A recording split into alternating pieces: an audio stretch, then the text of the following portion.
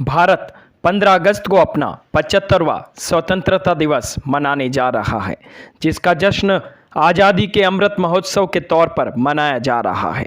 15 अगस्त 1947 की रात को हमारा देश आज़ाद हुआ था, लेकिन इसी दौरान हमारे देश का बंटवारा भी हो गया था और दुनिया में पाकिस्तान नाम के एक नए मुल्क का जन्म हुआ था। यह देश इस्लाम के नाम पर बना था। बहुत से लोगों का यह भी मानना रहा कि महात्मा गांधी देश के बंटवारे के लिए जिम्मेदार थे। कट्टरपंथी दक्षिणपंथियों का ऐसा ही मानना है कि महात्मा गांधी ने मुसलमानों को खुश करने के जिन्ना की मांग को स्वीकार कर लिया था। मीडिया रिपोर्ट्स के अनुसार महात्मा गांधी आज़ादी के दौरान खुद भी पाकिस्तान जाना चाहते थे। यह सच है कि गांधी आज़ादी के बाद हमारे पड़ोसी मुल्क में बसना चाहते थे, लेकिन उनकी इस इच्छा के पीछे कई कारण थे।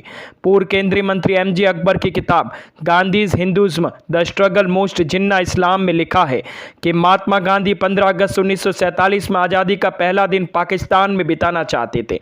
उनका ऐसा करने के पीछे का कारण उनका इस्लाम के नाम पर बने पाकिस्तान को समर्थन देना नहीं था।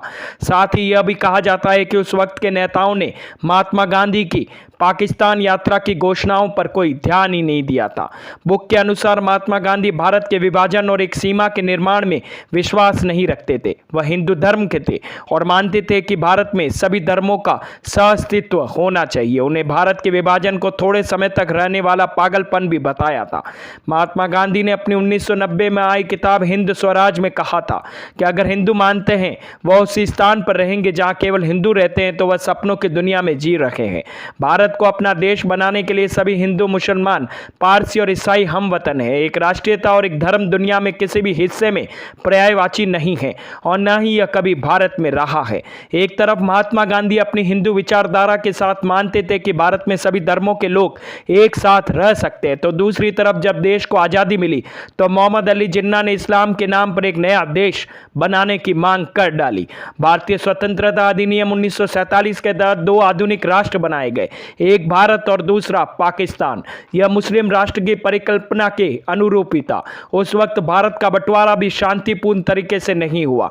पाकिस्तान और भारत में बड़े स्तर पर दंगे हुए, जिसमें बड़ी संख्या में हिंदू और मुसलमान दोनों ने अपनी जानें गंवाई थी। अब जान लेते हैं कि महात्मा गांधी पाकिस्तान क्यों जाना चाहते थे। एमजे अकबर की किताब के मुताबिक आज़ादी के बाद महात्मा गांधी दोनों ही देशों के अल्पसंख्यकों को लेकर चिंतित थे। पाकिस्तान में हिंदू और भारत में मुसलमान अल्पसंख्यक थे। गांधी कई हिंसाग्रस्त इलाकों में गए। किताब में लिखा है कि गांधी पूर्वी पाकिस्तान के नोआखाली में रहना चाहते थे, जहाँ 1946 के दंगों में हिंदुओं ने सबसे अधिक अत्याचार झेला। ऐसा दोबारा नहीं हो, इसलिए गांधी वहां जाना चाहते थे। किताब में लिखा है कि गांधी ने 31 मई 1947 में पठान नेता अब्दुल गफ्फार खान, फ्रंटियर गांधी के नाम से जो मशहूर थे, से कहा था वह पश्चिमी फ्रंटियर का दौरा करना चाहते हैं और आज़ादी के बाद पाकिस्तान में बसना चाहते हैं। किताब के मुताबिक महात्मा गांधी ने कहा था, मैं देश के बंटवारे को नहीं मानता, मैं किसी से इजाज़त लेने नहीं जा रहा। अगर वो मुझसे इसके लिए मार भी दें तो मैं हंसते में मौत को गले लगा लूंगा। अगर पाकिस्तान बनता है तो मैं वह जाना जरूर चाहूंगा और देखूंगा कि वो मेरे साथ क्या करते हैं। क्या आप लोगों को मालूम है कि देश को आज़ादी कुछ ऐसे समय पर मिली थी जब पूरा उपमहाद्वीप विभाजन के बड़े संकट से गुजर रहा था और ऐसे में अहम भूमिका निभाने वाले दो बड़े नेता महात्मा गांधी और जवाहरलाल नेहरू थे। उस समय दो अलग अलग ऐसे में जवाहरलाल नेहरू और सरदार वल्लभ भाई पटेल ने महात्मा गांधी को पत्र भेजकर स्वाधीनता दिवस पर आशीर्वाद देने के लिए बुलवाया था। वह इस पत्र के जवाब में महात्मा गांधी ने भी कहा था, जब देश के अंदर दंगे हो रहे हैं तो वह कैसे आज़ादी के जश्न में शामिल हो सकते हैं। जहां एक तरफ जवाहरलाल नेहरू 14 से 15 अगस्त 1947 की रात में आज़ादी भारत में अपना पहला भाषण दे रहे थे और शायद बहुत कम लोगों को मालूम होगा कि महात्मा गांधी ने उस समय किसी भी समारोह में शामिल होने से साफ इंकार कर दिया था। वही विभाजन की त्रासदी ने उन्हें अंदर तक झकझोर कर रख दिया था। ऐसे में उस समय राष्ट्रपिता महात्मा गांधी का कहना था कि मैं 15 अगस्त पर खुश नहीं हो सकता, मैं आपको धोखा नहीं देना चाहता, मगर इसके साथ ही मैं यह नहीं कहूंगा कि आप भी खुशी न मनाएं। दुर्भाग्य से आप हमें जिस तरीके से आज़ादी मिली है उसे भारत और पाकिस्तान के बीच भविष्य में संघर्ष के बीच में ऐसे बोए हैं, हम दिए ऐसे जला सकते हैं। मेरे लिए आज़ादी की घोषणा की तुलना में हिंदू और मुसलमान के बीच शांति अधिक महत्वपूर्ण है।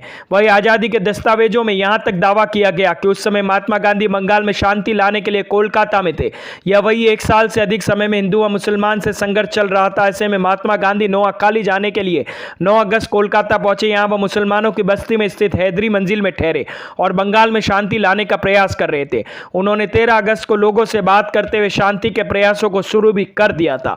वही उस दौरान राष्ट्रपिता को बताया बताया गया कि यदि वह कोलकाता में शांति ला सकते तो उस समय के पूरे बंगाल सामान्यता और सद्भाव में लौट आई। वही आज़ादी के कुछ हफ्ते पहले ही उनका बिहार और फिर उसके बाद बंगाल जाने का कार्यक्रम तय था।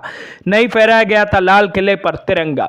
यह बात भी बेहद कम लोगों को मालूम होगी कि 15 अगस्त 1947 को लाल किले पर की प्राचीर पर तिरंगा नहीं फहराया गया था। वही देश के पहले प्रधानमंत्री जवाहरलाल नेहरू ने 16 अगस्त को लाल किले की प्राचीर पर तिरंगा फहराया था। तो दोस्तों, कैसी लगी मेरी ये जानकारी? अगर मेरी ये वीडियोस आप लोगों को पसंद आते हैं तो प्लीज़ लाइक शेयर सब्सक्राइब करना ना भूलें और हाँ, कमेंट करना भी ना भूलें। धन्यवाद।